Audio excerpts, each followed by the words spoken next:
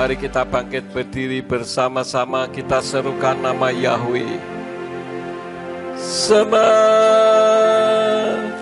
Yisrael, Yahweh Eloheinu,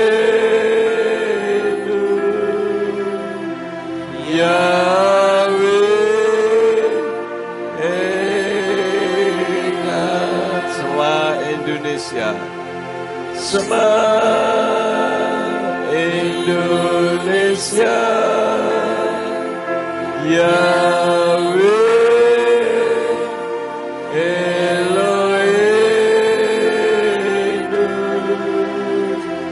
Yahweh Eloheinu, Shema Ambarawa, Shema Ambarawa, Yahweh Eloheinu, Yahweh Eloheinu, Baruch Shem Kevod Malkuto Leolam Baik. Kami tetap memperdengarkan nama Yahweh bagi Israel, bagi Indonesia dan bagi Ambarawa. Karena Yahweh adalah nama Elohim yang layak dan berhak ditinggikan.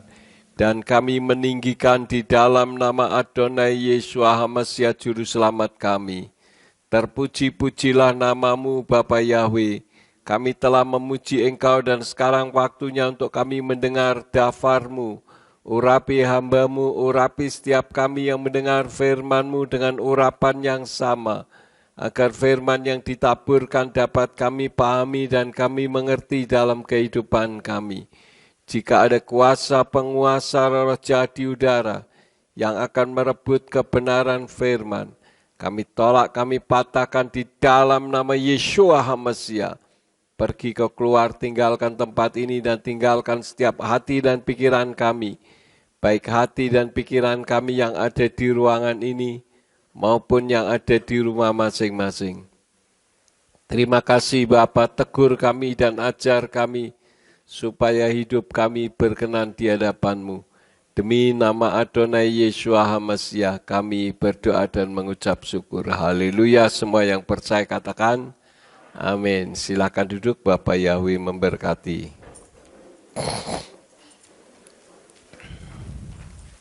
Shalom Aleichem. Puji Bapa Yahweh, pada pagi hari ini kita bisa berkumpul bersama-sama. Saudara bersukacita hari ini? Puji Tuhan, kita tetap mengucap syukur karena segala sesuatu diizinkan Tuhan untuk kebaikan kita bersama.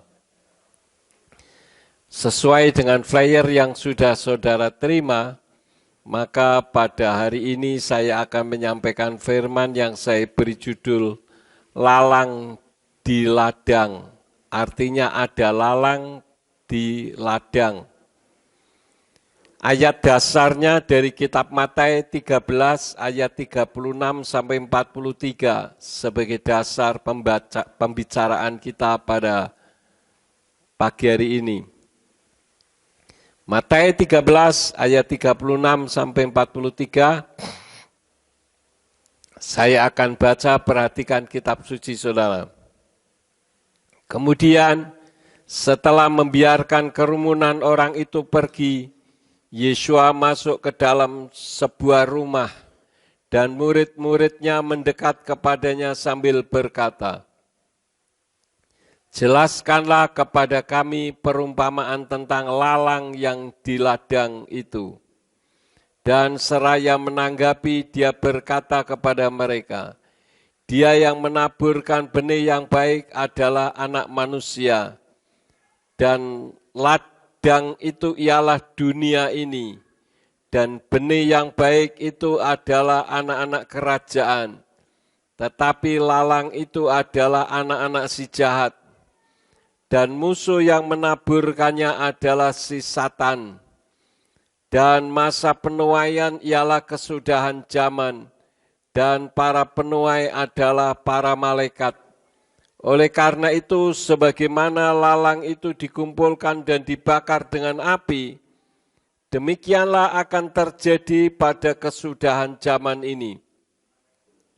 Anak manusia akan mengutus para malaikatnya, dan mereka akan mengumpulkan dari kerajaannya semua sandungan dan mereka yang melakukan kedurhakaan. Dan mereka akan melemparkannya ke dalam tungku api. Di sana akan ada tangis dan kertak gigi. Kemudian orang-orang benar akan bersinar seperti matahari dalam kerajaan Bapa mereka. Siapa yang mempunyai telinga untuk mendengar, hendaklah dia mendengarkan. Amin. Nah, Bapak Ibu saudara sekalian, bahwa ayat-ayat yang baru saja saya baca merupakan pengajaran Yesua melalui perumpamaan. Jadi Yesua dalam mengajar terkadang menggunakan perumpamaan. Kemudian murid-murid bertanya ketika Yesua mengajarkan tentang lalang dan gandum. Apa yang dimaksud dengan lalang di sini? Yang dimaksud dengan lalang adalah gulma, rumput liar yang biasanya merusak tanaman dan di dalam dunia perspektif kerohanian tumbuh di tengah-tengah yang baik karena ada yang menanam. Kalau gulma yang sesungguhnya itu tidak ada yang menanam, tetapi tumbuh dengan sendirinya. Namun dalam dunia kerohanian, justru ada yang menanam. Dari ayat yang ke-35 ada beberapa pertanyaan yang bisa kita lontarkan. Yang pertama, kenapa lalang ada di ladang? Apa ada orang menanam lalang? Ada enggak saudara-saudara orang menanam lalang? Kalau sekarang ada rumput gajah, ya, itu ditanam dan sengaja dibudidayakan. Tetapi sebetulnya kalau ada seseorang menanam gandum misalkan, tidak mungkin dicampur dengan lalang. Meskipun lalang ada yang sengaja ditanam untuk pakan ternak. Tetapi lalang di sini Yesua menerangkan adalah anak-anak si jahat. Yang menjadi pertanyaannya, kenapa lalang dibiarkan tumbuh bersama gandum? Ada beberapa alasan lalang dibiarkan di ladang. Yang pertama, karena secara fisik sama. Yang membedakannya adalah, kalau lalang buahnya tidak ada isinya, ringan dan tegak. Sebetulnya ada gambar-gambarnya, saudara bisa mencari di internet bagaimana gambar lalang dan bagaimana gambar gandum. Sedangkan gandum itu buahnya ada isinya, berat dan melengkung. Dalam dunia kerohanian, ibaratnya kalau lalang itu tong kosong yang nyaring bunyinya. Karena tidak ada isinya, buahnya tidak ada isinya dan tegak, ringan dan tegak. Seperti yang seringkali saya tekankan dengan perumpamaan seorang karateka. Karateka sabuk putih dengan sabuk hitam itu lebih tinggi mana, saudara-saudara? Lebih tinggi sabuk hitam, tetapi lebih lincah mana? Lebih lincah sabuk putih, padahal ilmunya baru dasar. Jadi seperti singgat nongko istilahnya, peletak-peletik sana sini, tetapi tidak ada isinya. Dan mungkin kalau tidur pun membangunkan harus pakai gagang sapu. Karena ketika bangun langsung sudah masang kuda-kuda. Padahal ilmunya baru ringan. Nah, firman Tuhan mengajarkan kepada kita tentang masalah kesombongan ini. Orang-orang yang ilmunya ringan biasanya banyak bicara. Apalagi kalau ada di dalam diskusi-diskusi, ingin menunjukkan kalau dirinya itu hebat, maka lebih banyak bicara. Padahal firman Tuhan mengajarkan kepada kita justru sebaliknya. Contohnya kita membuka di dalam Amsal 17 ayat yang ke-28. Amsal 17 ayat 28 dari Indonesia Literal Translation dikatakan, bahkan orang bodoh yang berdiam diri akan disangka bijak. Siapa yang mengatupkan bibirnya menjadi berpengertian. Meskipun memang orang itu tidak punya ilmu, tetapi kalau dia banyak berdiam, maka orang akan menyangka orang ini ilmunya tinggi. Kenapa? Karena di dalam banyak perkataan, seringkali ketika berdiskusi, orang yang banyak berbicara itu justru menunjukkan kebodohannya dan seringkali muncul kesalahan-kesalahan. Dan itu juga sesuai dengan kitab Amsal 10 ayat 19. Di dalam banyak perkataan, pelanggaran tidak berhenti. Tetapi siapa yang menahan bibirnya, dialah yang bijaksana. Hendaklah perkataanmu sesuai dengan tingkah lakumu. Ini yang Tuhan ajarkan kepada kita, supaya apa yang kita katakan sama dengan apa yang ada di dalam kehidupan setiap hari. Satu ayat lagi, 1 Kepa 4 ayat yang ke-11. Jika seseorang berbicara bagaikan firman Elohim, jika seseorang melayani bagai keluar dari kekuatan yang Elohim sediakan, supaya dalam segala hal Elohim dapat dipermuliakan melalui Yesus HaMasiah. Bagi dialah kemuliaan dan kekuasaan sampai selama-lamanya. Amin. Jadi Bapak Ibu, orang yang bagaikan lalang yang bertumbuh di tengah-tengah gandum, itu bisa terlihat cirinya seperti yang tadi disampaikan. Ayat-ayat dengan jelas mengatakan bahwa apabila orang terlalu banyak ngomong, tapi bukan kemudian nanti yang saudara maksud setelah firman ini selesai, jemaat gereja pemulihan firman Surya kebenaran jadi pendiam semua. Bukan itu.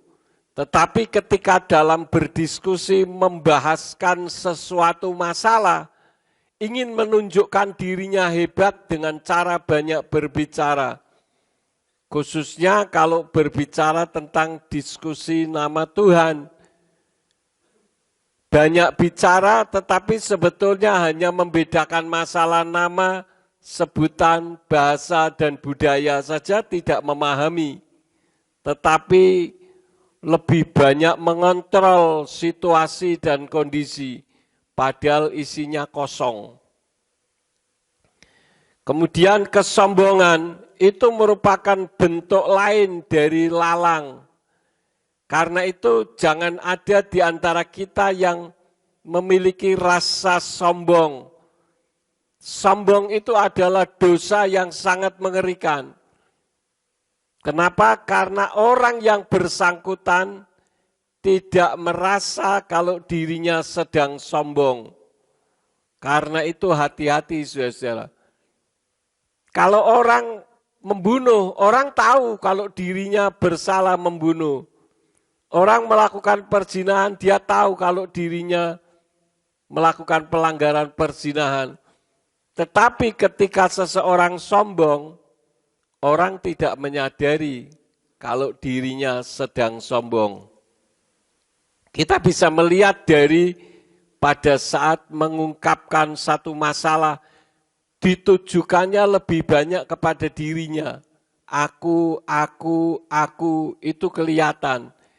Karena itu ketika saudara mendengarkan firman, ketika firman itu lebih banyak ditujukan kepada dirinya, bukan untuk kemuliaan Tuhan, itu artinya sudah ada unsur kesombongan.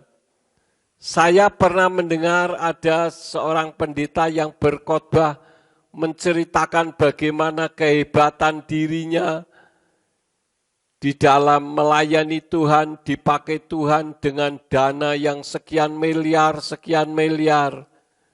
Ini adalah sebuah bentuk kesombongan. Karena semuanya bukan untuk kemuliaan Bapa Yahweh, tetapi untuk kemuliaan dirinya sendiri. Kemudian hal yang kedua, kenapa lalang dibiarkan ada di ladang? Karena tadi tidak bisa dibedakan, ya. Ibarat di dalam dunia kerohanian jemaat, tidak ada yang bisa membedakan, oh ini lalang, ini gandum. Tetapi akan kelihatan pada waktu menghasilkan buah. Kalau yang lalang tidak menghasilkan apa-apa, tetapi kalau yang gandum ada isinya. Artinya kalau bicara pun berbobot. Tadi ayatnya mengajarkan kepada kita seperti kita sedang menyampaikan firman. Tidak ikut-ikutan perkataan dunia. Sekarang ini sedang ngetren orang menyebut nama orang lain dengan anjing. Itu menjadi kata yang ngetren sekarang. Sehingga ketika saya menyebut saudara, saya menyebutnya dengan anjing. Ini sedang ngetren di internet, saudara-saudara. Anjing atau anjir. Ini kan bukan bahasa yang benar, saudara-saudara. Bahasa yang melecehkan orang lain. Itu yang pertama. Yang kedua, kenapa lalang dibiarkan bertumbuh di ladang? Karena waktu penuaian belum tiba. Itulah sebabnya kejahatan masih ada. Bahkan kitab suci mengajarkan kepada kita bahwa menjelang kedatangan Yeshua HaMasiah yang kedua kali, kejahatan justru semakin bertumbuh dengan subur. Lihat saja orang-orang jahat saat ini lebih banyak melakukan tindakan-tindakan semena-mena, merasa kalau dirinya punya otoritas. Dan itu sebetulnya sedang menggenapi kitab Matius 24 ayat yang ke-12. Di sana dikatakan, dan karena kedurhakaan dilipat gandakan, maka kasih kebanyakan orang akan menjadi dingin.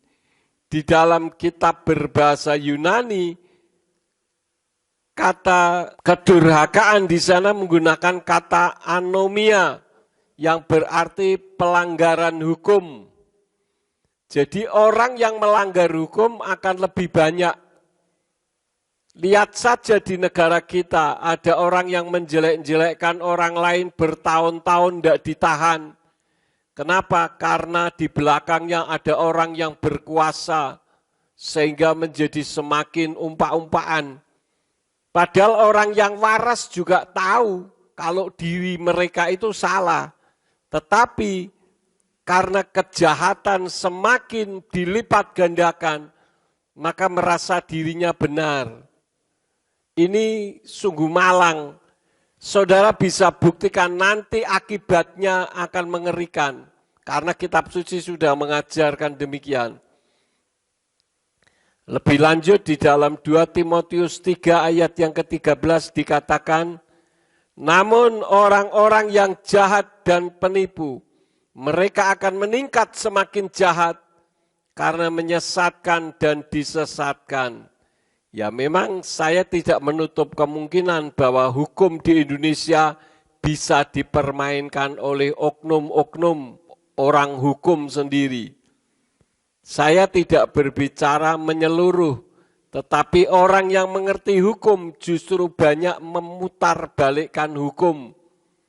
Hitam jadi putih, putih jadi hitam, disesuaikan dengan kehendaknya, apalagi kalau dirinya terkenal dan dianggap memiliki keahlian, sehingga dengan mudah memutarbalikkan fakta. Dan ketika kita melihat sebuah realitas seperti ini, saudara jangan kaget karena kitab suci sudah mengatakannya. Jadi kitab suci sudah menubuatkan bahwa nanti akhir zaman akan ada orang-orang yang semakin jahat. Di sisi lain orang yang kudus, dia akan semakin menjaga dirinya untuk tetap berada di dalam kekudusan. Orang yang mengerti kebenaran tetapi tidak mau melakukan kebenaran, itu juga menunjukkan saya punya otoritas. Jadi saya melakukan menurut apa yang mau di dalam diri saya, bukan menurut apa maunya Tuhan. Itu yang kedua.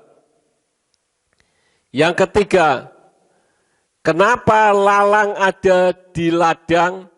Kenapa Elohim izinkan ada lalang di ladang? Yang pertama adalah untuk memuluskan visi dan misi. Jadi terkadang orang-orang jahat dipakai Tuhan untuk memuluskan misi dan visinya.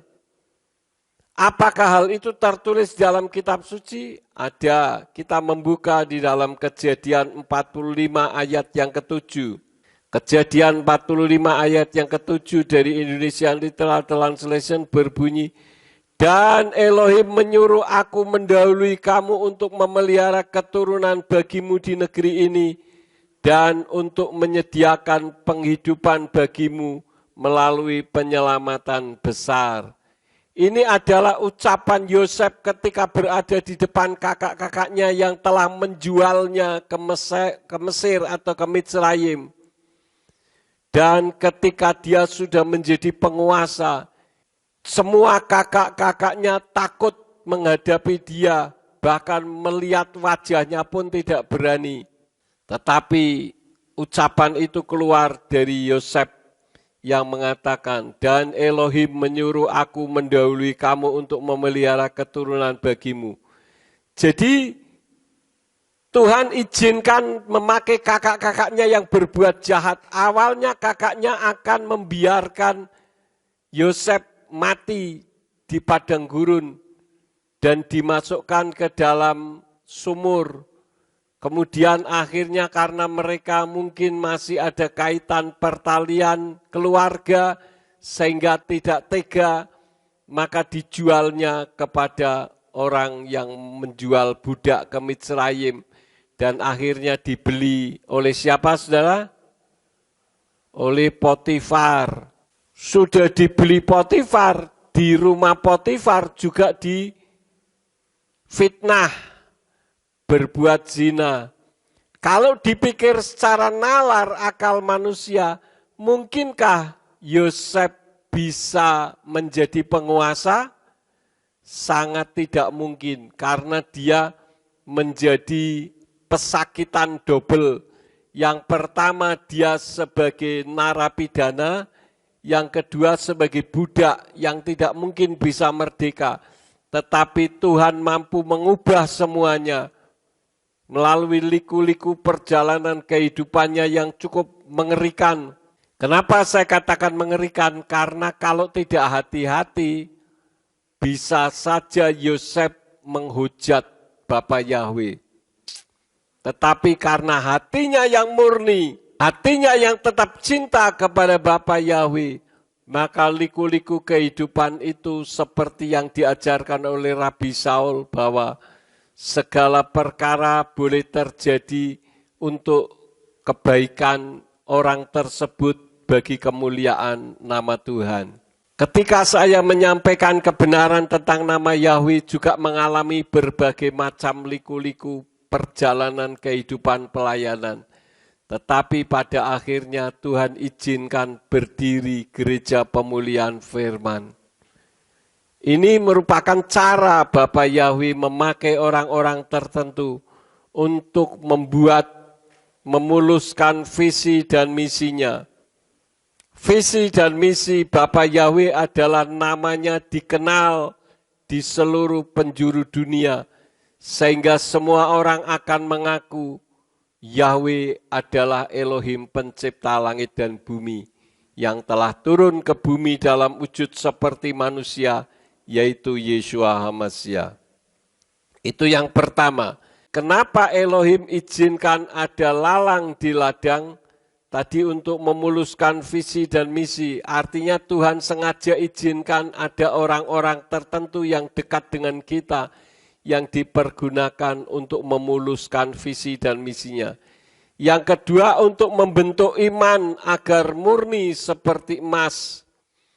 Amsal 27 ayat yang ke-17 dikatakan, besi dengan besi dapat saling menajamkan, maka seseorang dapat menajamkan penampilan sesamanya.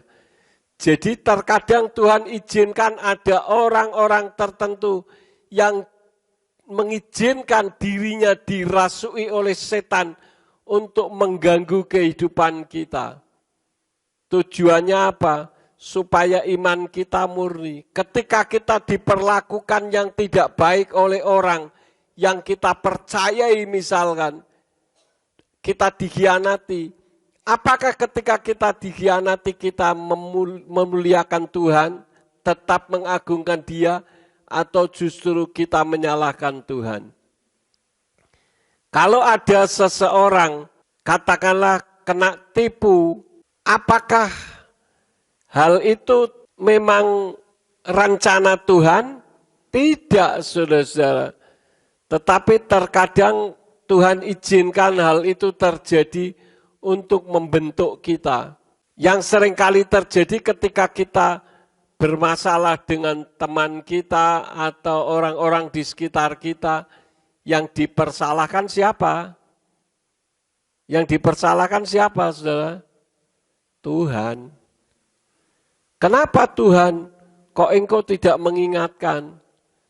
Saya sudah pernah menceritakan, ketika ada seseorang memberikan trik tipuan kepada saya tahu bahwa ini penipuan, tetapi terkadang hati saya yang penuh dengan kasih itu yang melewatinya, yang seharusnya tidak boleh melewati. Tetapi terkadang karena budaya Jawa ini sungkanan, ya, sehingga membuat penipuan terjadi. Tetapi yang jadi masalahnya, apakah ketika penipuan itu terjadi membuat iman kita luntur? Seharusnya tidak demikian, karena kita sendiri yang membuka celah untuknya. Hal yang keempat, kenapa tidak langsung dipisahkan saja tentang masalah lalang ini? Kenapa lalang dibiarkan ada di ladang?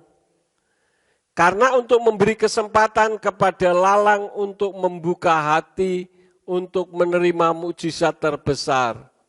Jadi lalang yang dimaksud di situ bukan lalang secara realitas. Rumput gajah bisa berubah menjadi gandum, jelas tidak mungkin. Tetapi ini sebuah perumpamaan. Artinya lalang dalam tanda petik itu diberi kesempatan untuk membuka hatinya untuk menerima mukjizat terbesar.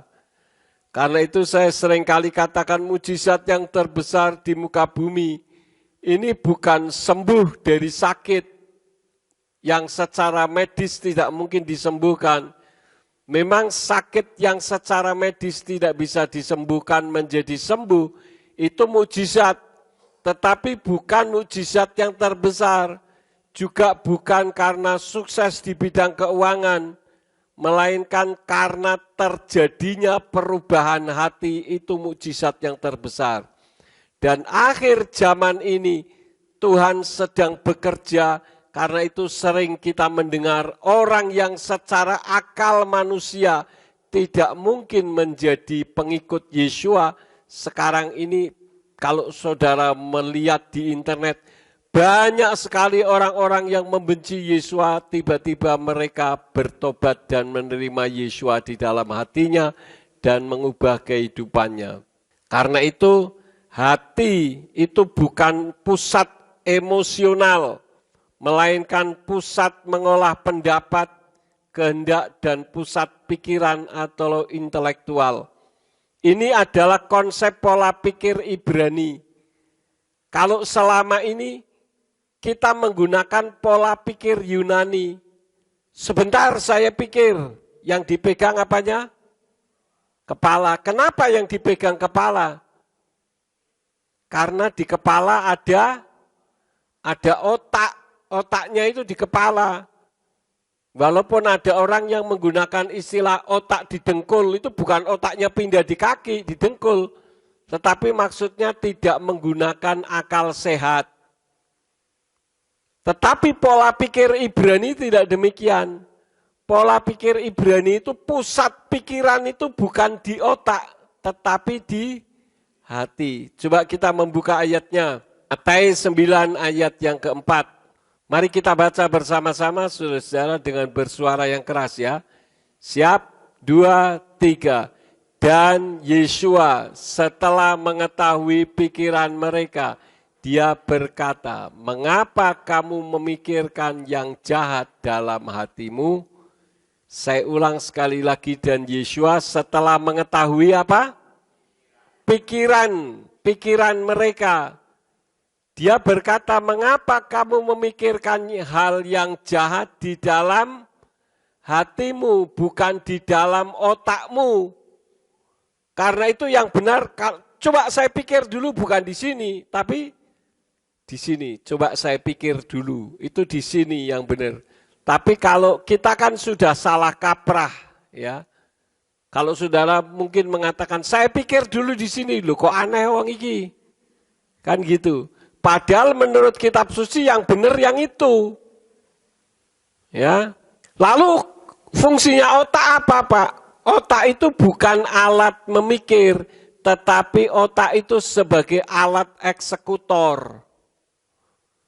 Saudara tadi di rumah bangun pagi, saudara bangun siap-siap, lalu saudara berpikir, saya mau pergi ke gereja.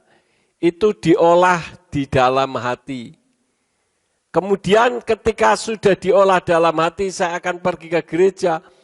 Olahan itu, hasil olahan yang ada di dalam hati itu ditransferkan ke otak. Maka otak mengeksekusi, tubuh berjalan, naik angkot, ataupun bawa mobil, atau bawa sepeda motor untuk pergi ke gereja. Jadi otak itu sebagai alat eksekutornya, yang mengeksekusi, yang melakukan, yang memerintah untuk melakukan sesuatu terhadap tubuh. Sampai di sini bisa dipahami, saudara? Jadi kalau nanti saya pikir dulu di sini ya. Kalau orang kan mikir di sini. Kalau mikir sebetulnya di sini. Itu menurut kitab suci. Nah sekarang tergantung saudara. Mau menggunakan kitab suci atau menggunakan pola umum. Terkadang yang benar jadi kelihatan lucu. Contohnya, waduh saya bentol digigit nyamuk. Sebetulnya kalimat itu betul atau salah?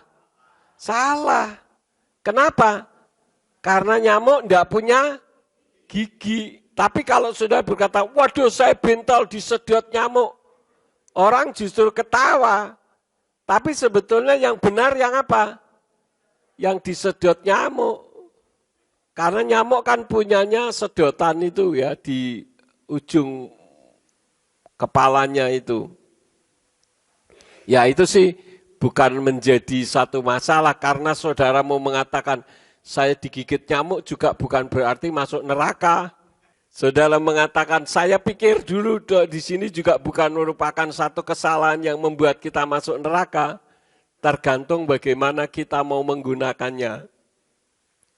Sekarang hal yang kelima, yang menjadi sering bertanya kita kan, kalau memang sudah tahu bahwa lalang di ladang itu mengganggu, Kenapa tidak langsung dipisahkan saja? Kan begitu.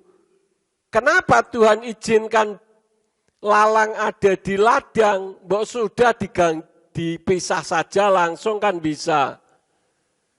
Ini karena memberi kesempatan lalang, dalam tanda petik tentunya ya, untuk membuka hati sehingga berubah menjadi gandum sebagai bukti Elohim itu panjang sabar dan tidak radikal.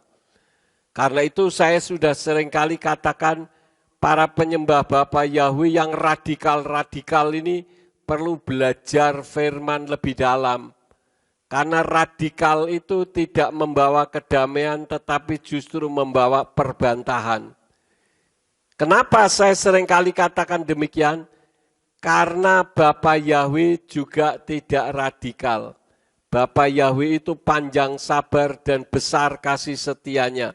Beberapa minggu yang lalu saya sudah menyampaikan beberapa ayatnya bahwa Yahweh itu panjang sabar dan besar kasih setianya. Tidak berkesudahan sampai sepanjang zaman. Sehingga kalau ada orang yang mengatakan Yahweh itu identik dengan kekejaman, Yeshua HaMashiach itu identik dengan Elohim yang penuh kasih. Ini salah paham, saudara-saudara. Karena pada intinya Yahweh itu panjang sabar sama seperti Yeshua karena Yeshua itu Yahweh. Ya. Karena begitu besar kasih Elohim akan dunia ini. Begitu besar apa? Kasih Elohim akan dunia ini. Sehingga dia mengaruniakan putranya yang tunggal. Supaya setiap orang yang percaya kepadanya tidak binasa, melainkan beroleh hidup kekal selama-lamanya. Jadi Yeshua yang turun ke bumi dan bahkan mati digantung di salib, itu menunjukkan karena besarnya kasih setia Yahweh, sehingga dia rela turun ke bumi dalam wujud seperti manusia. Dan Yeshua itu bukan bagian dari Yahweh, tetapi Yahweh itu sendiri. Kalau dikatakan Yeshua itu dafar, benar. Yeshua itu dafar, dia firmannya Yahweh. Tetapi bukan hanya sekedar firmannya, tetapi dia adalah Yahweh itu sendiri yang dalam wujud yang berbeda. Karena itu saya seringkali katakan bahwa manusia itu sebetulnya memiliki hati nurani. Seperti contohnya Rabi Saul. Kita kenal siapa Rabi Saul, tetapi kemudian bisa berubah. Kita membuka ayatnya saja. Di dalam Kisah Rasul 9, ayat 1-6 saya akan baca, perhatikan kitab suci saudara. Kisah Rasul 9 ayat 1-6. Dan Saulus bahkan sambil terus menebarkan ancaman dan pembunuhan terhadap murid-murid Tuhan, seraya menghadap kepada imam besar, ia meminta darinya surat-surat ke Damaskus, ke sinagoga-sinagoga, supaya jika dia menemukan beberapa orang yang berada pada jalan itu, baik pria maupun wanita, dia dapat menyeretnya ke Yerusalem dengan terbelenggu. Dan terjadilah ketika melanjutkan perjalanannya mendekati Damaskus, dan tiba-tiba memancarlah ke sekelilingnya suatu cahaya dari langit, dan sambil rebah ke tanah, dia mendengar suatu suara yang berkata kepadanya, Saul, Saul, mengapa engkau menganiaya aku? Dan dia berkata, siapakah engkau Tuhan? Dan Tuhan berkata, akulah Yeshua yang sedang engkau aniaya. Sukar bagimu menendang ke tongkat runcing. Lalu dengan gemetar dan heran, dia berkata, ya Tuhan, engkau ingin aku melakukan apa?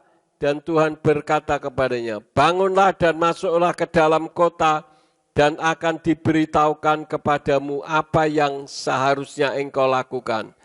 Saya garis bawahi kalimat yang diucapkan oleh Rabi Saul yang mengatakan, ya Tuhan, engkau ingin aku melakukan apa? ini terjadi perubahan hati dalam kehidupan Saul. Sebagaimana kita ketahui, dia adalah seorang ahli Torah, orang pinter, muridnya Gamaliel, cucu perguruannya Hillel, itu orang yang paling ditakuti pada zaman itu secara teologis. Artinya apa yang dia sampaikan tidak bisa disanggah. Ketika dia pergi ke Damaskus untuk mendapatkan surat supaya bisa menganiaya umat-umat Yesua, ketika hampir sampai ke Damaskus, di situ Tuhan menampakkan diri sehingga mengubah hatinya. Ini lalang yang berubah menjadi gandum, saudara-saudara. Jadi kalau Tuhan izinkan lalang ada di ladang, itu karena Tuhan memberi kesempatan. Masih memberi kesempatan. Karena itu jangan sampai saudara berkata, orang itu jahat tapi kok enggak mati-mati ya. Kan ada yang kita lihat orang jahat tapi kok enggak mati-mati. Orang-orang yang baik kok cepat mati. Yang lebih konyol lagi kalau mengatakan supaya saya enggak cepat mati, saya mau jadi orang jahat saja. Wah, ini konyol, saudara-saudara. Karena memang kebanyakan orang yang cepat mati itu orang yang baik. Orang yang jahat tidak mati-mati. Tapi ketahuilah sesuai firman, karena Tuhan masih memberi kesempatan. Tadi dikatakan, sukar bagimu menendang ke tongkat runcing. Apa yang Rabi Saul sampaikan itu disaksikannya saat di hadapan Raja Agripa. Maka itu ditulis lagi di dalam Kisah Para Rasul 26 ayat yang ke-14. Kita membuka Kisah Rasul 26 ayat yang ke-14. Dari Indonesian Literal Translation dikatakan, dan ketika kami semuanya rebah ke tanah, aku mendengar suatu suara yang berbicara kepadaku dan yang berkata dalam dialek Ibrani. Ini menunjukkan bahwa kitab suci Perjanjian Baru pun ditulis dalam bahasa Ibrani. Saul, Saul, mengapa engkau menganiaya aku? Sukar bagimu untuk menendang ke tongkat runcing. Sejujurnya ketika saya membaca kalimat-kalimat ini saya bingung, saudara-saudara. Karena di situ dikatakan sukar bagimu untuk menendang ke tongkat runcing. Bagaimana tongkat runcing ditendang? Lalu saya membandingkan dengan terjemahan Yayasan Lembaga Alkitab Indonesia. Coba kita lihat yang Yayasan Lembaga Alkitab Indonesia. Di situ dikatakan, kami semua rebah ke tanah dan aku mendengar suatu suara yang mengatakan kepadaku dalam bahasa Ibrani, Saulus, Saulus, mengapa engkau menganiaya aku? Sukar bagimu menendang ke galah rangsang. Tambah bingung lagi, galah rangsang apa, saudara-saudara? Adakah yang bisa memahami apa arti galah rangsang? Memang galah yang dipakai untuk merangsang. Ada galah rangsang. Saya ingin menyampaikan, untuk membongkar hal ini perlu menggunakan kitab berbahasa Ibrani. Nah, Kisah Rasul 26 ayat yang ke-14 itu merujuk pada bagian dari pernyataan kesaksian yang dibuat oleh Rabi Saul dalam sidang pengadilan di hadapan Raja Agripa. Ayat tersebut dalam bahasa Inggris berbunyi, and when he had all fallen to the ground, I heard a voice saying to me in the Hebrew language, dalam bahasa Ibrani, Saul, Saul, why are you persecuting me? It is hard for you to kick against the goats. Dalam bahasa Inggrisnya dikatakan, to kick against the goats. Ini juga masih membingungkan karena artinya masih mendekati kesamaan.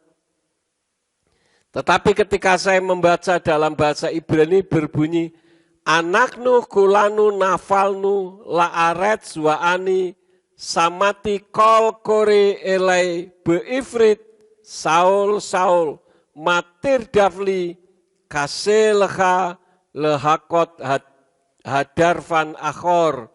Di sana kata kegalah rangsang ditulis matir dafli. Matir dafli itu artinya apa yang akan kamu lakukan kepadamu. Lalu bunyinya kasih leha lehakot hadarvan akhor. Sulit bagimu untuk memacu atau mendorong kembali. Apa yang dimaksud hal seperti ini? Rupanya penulis kitab Kisah Rasul, siapa penulis kitab Kisah Rasul? Lukas, bukan Rabi Saul. Itu memahami pola pikir Ibrani.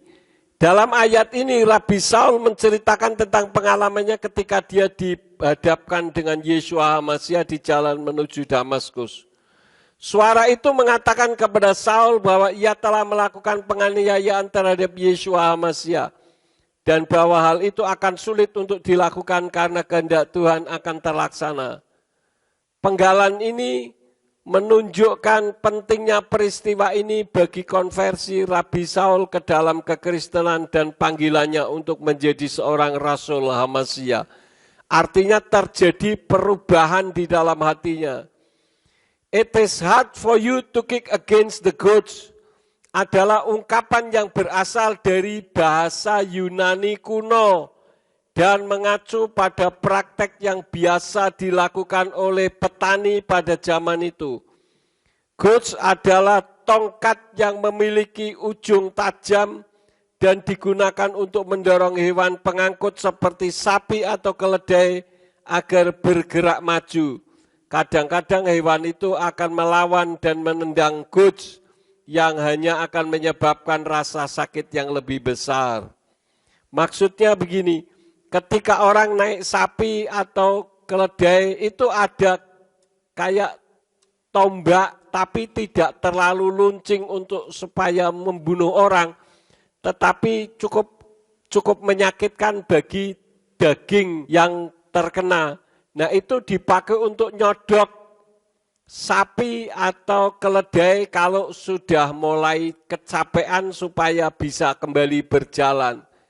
Nah terkadang sapi atau keledai yang ditusuk pakai goads itu seringkali kesakitan, maka dia akan menendang lebih keras lagi.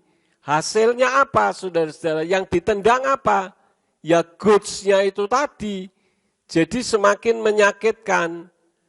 Dalam konteks Kisah Rasul 26 ayat yang ke-14, ungkapan ini digunakan untuk menunjuk bahwa Rabi Saul telah melakukan penganiayaan terhadap umat Kristiani.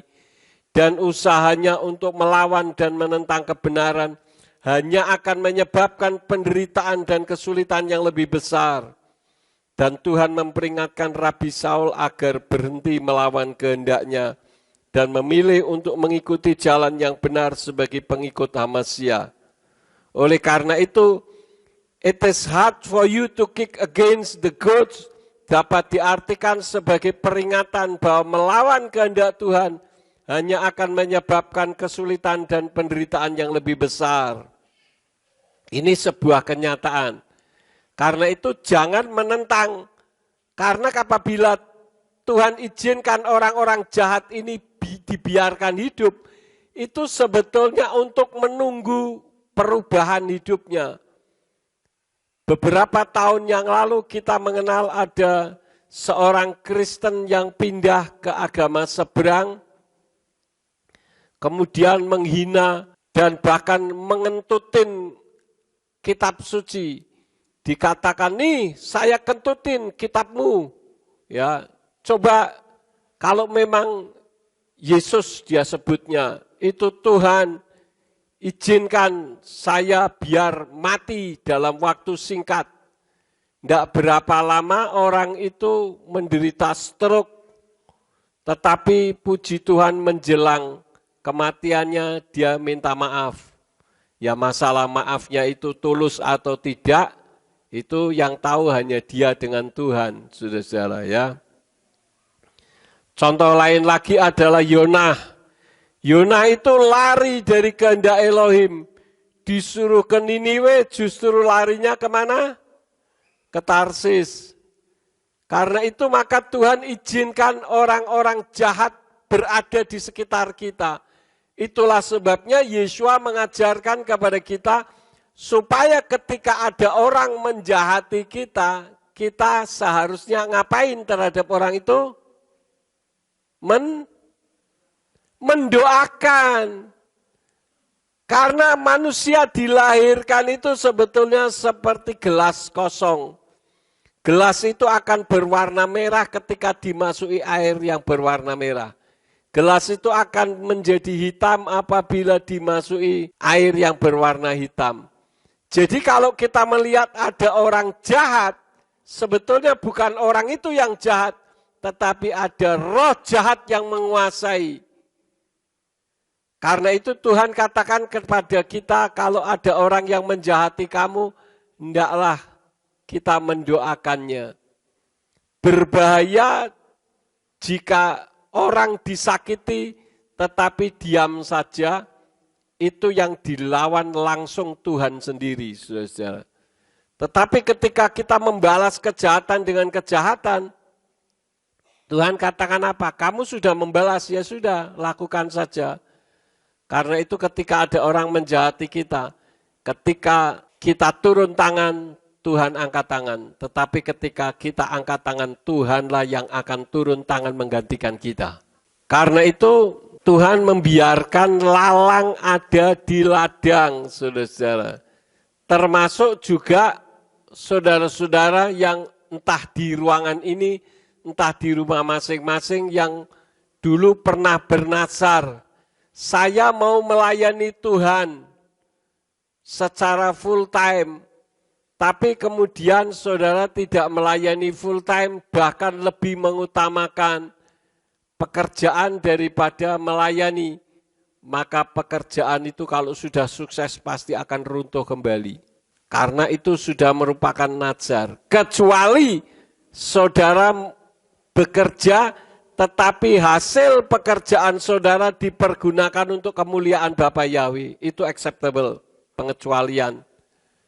Tapi ketika kita mendorong diri kita untuk lebih sukses di bidang usaha kita, padahal kita dulu pernah bernazar, Tuhan, kalau aku disembuhkan dari sakit ini misalkan ya, saya akan melayani Engkau. Tetapi hasilnya hanya untuk kepentingan dirinya sendiri, maka cepat atau lambat usaha itu akan mengalami kehancuran. Dan saya sering melihat kejadian-kejadian ini, saudara-saudara. Itulah sebabnya Tuhan izinkan masalah lalang tetap di ladang karena Tuhan memberi kesempatan. Rabi Saul menentang Yesua, berakhir buta di dalam Kisah 9 ayat 1-2. Karena Rabi Saul pilihan Elohim, sehingga dia tidak mati tetapi buta. Tetapi juga Tuhan sembuhkan melalui Ananias. Dengan didoakan Ananias akhirnya bisa pulih kembali. Karena itu Bapak Ibu, kalau kita melihat ada lalang di ladang atau ada orang jahat di tengah-tengah orang baik, itu bisa dipakai untuk memicu pertumbuhan iman kita. Sekarang saya mau tanya, Yesua tahu tidak kalau Yehuda Iskariot itu akan menjahati dia? Tahu tentu saja ya. Tetapi Yehuda Iskariot diizinkan Tuhan berada bersama dengan murid-murid yang lain. Bahkan diberi kepercayaan loh. Yehuda Iskariot itu diberi kepercayaan sebagai apa? Bendahara, pemegang keuangan. Uang itu hal yang sensitif dan ternyata keuangannya itu banyak dipakai oleh dirinya sendiri. Bukan untuk kemuliaan Tuhan. Sebetulnya Yehuda Iskariot memegang keuangan itu untuk apa? Untuk misi penginjilannya Yesua. Tetapi banyak disalahgunakan. Apakah Yesua tidak tahu? Tahu. Tetapi Yesua memberi kesempatan. termasuk Kepa atau Petrus. Sebetulnya dosa yang dilakukan oleh Yehuda Iskariot dengan dosa yang dilakukan oleh Kepa atau Petrus itu sama atau tidak? Sama. Di mana samanya? Sama-sama menyangkal Yesua. Tetapi bedanya kalau Kepa atau Petrus itu bertobat, sedangkan Yehuda Iskariot menyesal dan akhirnya mengakhiri hidupnya dengan mati gantung diri. Jadi kalau ada di antara kita, baik yang ada di ruangan ini maupun yang ada di rumah masing-masing, merasa saya tidak layak untuk menjadi murid Tuhan, ketahuilah Tuhan mengasihi saudara. Tadi malam atau sore ya, Pastor Tony Paul Bastaman telepon kepada saya, dia pergi ke New Mexico. Saya pikir New Mexico itu di Meksiko, ternyata masih di Amerika. Dia berjumpa dengan seseorang yang pokoknya dunia kejahatannya itu mengerikan sekali, saudara. Dan dia minta dibaptis dalam nama Bapa Yahweh Besem Yesus HaMashiach Ruach HaKodesh. Kemarin sempat berbincang dengan saya sebentar, ya saya katakan lebih baik kita bekas orang jahat daripada bekas orang baik. Matanya tinggal satu, yang satu tidak ada bola matanya karena kecelakaan mobil. Dia menggunakan mobil Mercy, dia bilang kalau bukan karena saya naik Mercy mungkin saya sudah mati. Dia banyak berkisah dan ketika dia menceritakan saya merasakan hadirat Elohim ada di telepon. Dan sekarang ini Tuhan sedang memakai orang-orang yang seperti itu. Jangan sampai kita yang lebih dulu menjadi terkemudian, sedangkan orang yang terkemudian mendahului kita. Mari kita bersama-sama maju untuk kemuliaan bagi nama Bapa Yahweh. Apalagi tahun 2026 itu, kita sudah komitmen, kita minta berapa jiwa minimal? 1 jiwa, bawa 1 jiwa untuk Tuhan. Bapa Yahweh memberkati. Mari kita bangkit berdiri bersama-sama. Kita akan akhiri di dalam doa. Kami mengucap syukur kepadamu Bapa Yahweh. Melalui firman pada hari ini, kami semakin memahami kenapa ada orang-orang jahat berada di sekitar kami. Karena Tuhan izinkan itu untuk kebaikan bagi kami juga, untuk kemuliaan bagi nama-Mu.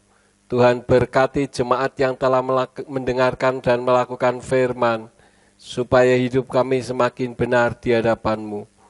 Biarlah lalang boleh tetap ada di ladang, tetapi kami tidak membuat goyah iman kami kepadamu. Cinta kami kepada Engkau tidak akan luntur. Engkau berkati semua yang sudah ambil bagian di dalam pelayanan pada hari ini. Engkau pakai semakin hari semakin heran. Kalau sebentar kami akan pulang, kirim malaikat Tuhan untuk menjaga melindungi kami, tibakan di rumah masing-masing dengan selamat.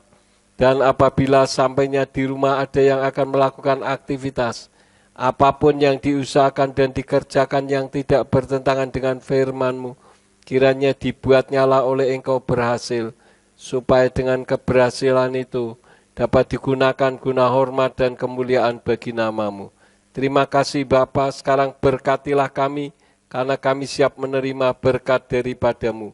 Mari kita angkat kedua belah tangan kita untuk menerima berkat Yahweh. Yefarka Yahweh weis mereka. Yahweh memberkati engkau dan memelihara engkau. Yaer Yahweh pano oleka wikuneka. Yahweh menyinari engkau dengan wajahnya dan memberi engkau anugerah. Yisa Yahweh pano oleka wiyashem leka shalom. Yahweh menghadapkan wajahnya kepadamu dan memberi engkau damai sejahtera. Diberkatilah engkau di kota dan diberkatilah engkau di ladang. Diberkatilah buah kandunganmu, hasil bumimu dan hasil ternakmu, yakni anak lembu sapimu dan kandungan kambing dombamu. Diberkatilah bakulmu dan tempat adonanmu. Diberkatilah engkau pada waktu masuk dan diberkatilah engkau pada waktu keluar. Sekarang pulanglah dan terimalah berkat. kasih Bapa Yahweh Sang Pencipta, kasih karunia Adonai Yeshua HaMashiach Sang Pembeli jiwa, dan Ruach HaKodes menyertai saudara sekalian sampai Maranatha. Adonai Yeshua HaMashiach datang kembali untuk yang kedua kali dan mengangkat kita semua. Haleluya.